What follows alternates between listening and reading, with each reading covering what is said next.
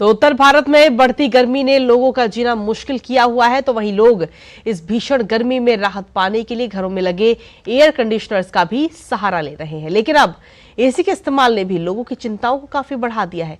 आखिर क्यों, देखते हैं इस रिपोर्ट के जरिए। जहां एक ओर भीषण गर्मी से लोगों को राहत नहीं मिल रही है, तो वहीं दूसरी ओर आग की बढ़ती दुर्घटनाओं ने लोगों की चिंताओं को बढ़ा दिया है। कई जगहों पर बिजली घरों में ट्रांसफार्मरों को ठंडा करने के लिए कूलर्स का भी इस्तेमाल किया जा रहा है, जिससे आगजनी ना हो। इसके अलावा अग्निशमन विभाग के पास इन दिनों आगजनी को लेकर कई कॉल्स भी आ रहे हैं। दिल्ली एनसीआर में आग के कुछ मामले ऐसे सामने आए जहां आग का कारण एयर कंडीशनर रहे। हाल ही में नोएडा के सेक्टर 100 में high rise society lotus boulevard में एसी फटने से आग लग गई, जिससे कई फ्लैट्स आग की चपेट में आ गए। एसी फटने और आग लगने के मामले आखिर क्यों सामने आ रहे हैं और इसके पीछे क्या कुछ मुख्य कारण हैं, आइए देखते हैं। Gas leakage. कंडेंसर से गैस लीक होने से भी एसी से जुड़ी दुर्घटनाएं हो सकती हैं। गैस कम होने से कंडेंसर पर दबाव ज्यादा पड़ता है, जिससे वो अधिक गर्म होने लगता है। इससे आग लगने की संभावना भी बढ़ जाती है। गंदे कॉइल। एसी की कूलिंग में कंडेंसर कॉइल अहम भूमिका निभाते हैं। ये हवा से गर्मी को बाहर निकालते हैं। जब कॉइल गंदगी के चलते जाम हो जाता है, तब गैस के सामान्य प्रवाह में दिक्कत होती है। इससे कंडेंसर ज्यादा गर्म होने लगते हैं और आग लगने का खतरा बढ़ जाता है। वोल्टेज का उतार चढ़ाव। लगातार वोल्टेज के उतार चढ़ाव से भी कंप्रेसर की परफॉर्मेंस पर असर पड़ता है। ये भी हादसे का कारण बन सकता है। दरअसल बढ़ती गर्मी के कारण घरों में लगे एयर कंडीशनरों के फटने और आग लगने के मामलों से बचने के लिए आप अपने घरों के एयर कंडीशनरों का इस्तेमाल करते समय कुछ खास बातों का ध्यान अवश्य रखें। ऐसी परिस्थिति में क्या जरूरी है, इसको जानने के लिए हमने बात की एयर कंडीशनर टेक्नीशियन दिलीप से। जिस रूम में या जिस एरिया में आप एसी लगाते हैं, शॉप वगैरह में, वहाँ आप स्पेस को देखते हुए अपना एसी चूज करें कि 1 टन का लगाना है, 1.5 टन का लगाना है या 2 टन का लगाना है। और प्लस जो एसी लगाते हैं उसमें ना बढ़िया क्वालिटी की वायरिंग होनी चाहिए, ठीक है।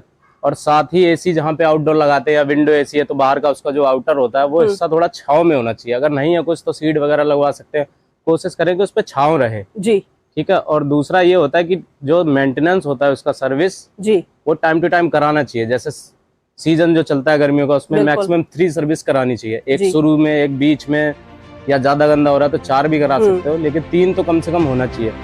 तो अगर आप भी अपने घरों में या दुकानों में एसी का इस्तेमाल कर रहे हैं, तो इन बातों का खास ख्याल रखें। ज्यादा गर्मी पड़ने पर एसी के कंप्रेसर को छांव में रखें।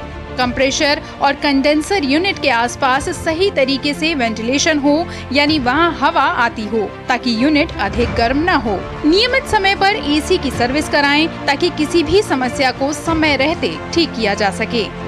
एयर फिल्टर और कूलिंग कॉइल्स की सफाई नियमित रूप से करें। इससे कंप्रेसर पर अधिक दबाव नहीं पड़ेगा और ये सही तरीके से काम करेगा। समय समय पर कूलिंग फैन की भी जांच करें। अगर इसमें कोई समस्या हो तो उसे तुरंत ठीक करवाएं। इसके अलावा एसी खरीदते समय भी कुछ बातों का खास ख्याल आपको रखना चाहिए। एसी का चुनाव घर या दुकान के एरिया को ध्यान में रखते हुए करें। एसी इंस्टॉल करवाते समय अच्छी गुणवत्ता वाली वायरिंग और प्लग का इस्तेमाल करें। ऐसे एसी जिनके कंडेंसर तांबे के होते हैं, वो एल्यूमिनियम कंडेंसर वाले एसी से ज्यादा महंगे होते हैं, लेकिन तांबा बेहतर होता है। तांबा पानी या हवा में नमी के साथ रिएक्ट नहीं करता, यानी वो ज्यादा नॉन कोरोसिव, यानी नमी की जगह से वो खराब नहीं होता, और जिस कारण से वो अधिक मजबूत होता है। अपने लो स्पेसिफिक हीट प्रॉपर्टी की वजह से तांबा जल्दी गर्म नहीं होता और वो कूलिंग भी तेज करता है। जानकार एल्यूमिनियम मेटल वाले एसी की जगह तांबे वाले एसी को तरजीह देते हैं। तो अगर आप भी अपने घरों और दुकानों में एसी का इस्तेमाल करते हैं, तो इन बातों का ध्यान रखकर आग जैसी दुर्घटनाओं से बच सकते हैं। डीडी न्यूज़ के लिए कृतिका भारद्वाज की रिपोर्ट।